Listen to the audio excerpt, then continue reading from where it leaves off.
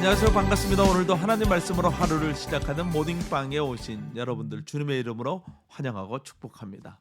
우리나라 신앙의 1세대 분들은 정말 눈물과 헌신으로 성전을 건축했습니다. 그리고 그렇게 건축한 성전에서 감격스러운 헌당 예배를 드렸죠. 그분들에게 성전은 목숨과도 같았고 성전은 거룩 그 자체와도 같은 것으로 여겼습니다. 그만큼 성전에 대한 사랑과 애착이 있으셨던 것이죠. 성전은 단순한 건물 그 이상의 의미를 가집니다. 오늘 우리가 함께 묵상할 하나님의 말씀은 열왕기상 8장 1절에서 11절 말씀입니다. 열왕기상 8장에서는 성전 봉헌에 대한 말씀이 나오고 특별히 성전이 가지는 긍정적인 부분에 대해서 말씀하고 있습니다. 성전 건축이 완공된 때는 열왕기상 6장 38절 말씀에 보니까 8월에 완공되었다라고 말씀합니다. 그런데 오늘 말씀 2절을 보면 7월에 성전 봉헌을 드렸다라고 말씀합니다.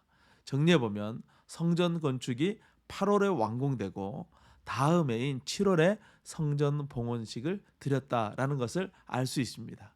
2절 말씀을 보면 에다님월 곧 일곱째 달 절기에 봉헌식이 이루어졌다라고 말씀하고 있습니다. 에다님월이란 유대력으로 7월을 부르는 이름입니다. 우리나라도 1월을 정월이라고 부르는 것처럼 유대력에도 매월마다 매월을 부르는 이름이 따로 있습니다. 7월은 우리나라로 말하면 한 10월에서 11월로 해당하는 그런 달입니다.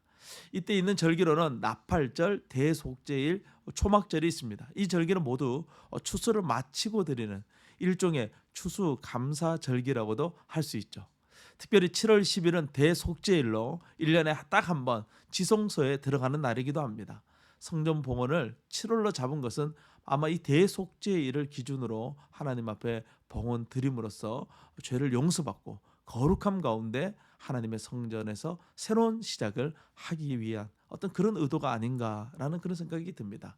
성전 봉헌은 모든 백성들에게 기쁨이었습니다. 솔로몬 왕은 이스라엘 모든 지파의 장로들, 족장들을 예루살렘으로 초대합니다. 모든 백성이 지켜보는 가운데 성막에 있던 언약궤가 성전으로 옮겨지고 하나님께 기쁨과 감사의 제사를 올려드렸습니다.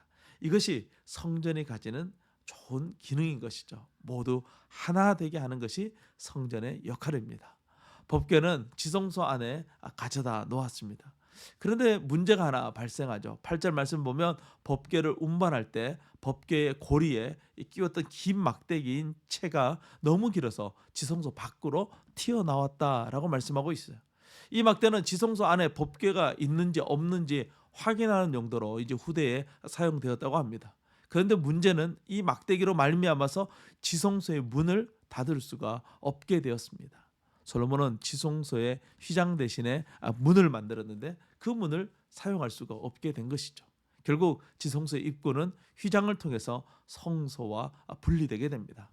휘장은 예수 그리스도의 몸을 상징하는 매우 중요한 것입니다. 예수님께서 십자가에서 죽으실 때 성전에 있는 이 휘장이 위에서부터 아래로 찢어졌다라고 성경은 말씀하고 있어요. 그렇기 때문에 이 휘장은 반드시 있어야 되는 것이죠. 언약궤가 들어가자 하나님께서는 이 휘장을 다시 설치하게 하시고 이를 통해서 예수 그리스도의 구속 사역을 준비해 가십니다. 이제 성전에 대한 모든 준비가 마쳤습니다. 성전에 하나님의 영광이 가득 차기 시작합니다. 구름은 하나님의 영광과 임재를 상징합니다. 사람은 직접 하나님을 볼 수 없기 때문에 하나님은 구름을 통해서 간접적으로 하나님이 그들과 함께하고 계심을 보여주는 것이죠. 사람을 향한 배려인 것입니다.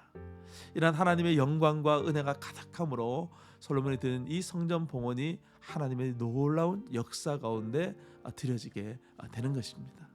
우리 교회가 또 우리의 삶이 이러한 하나님의 거룩한 영광과 임재가 가득하기를 간절히 소망합니다. 오늘도 주님과 함께 승리하세요. 샬롬.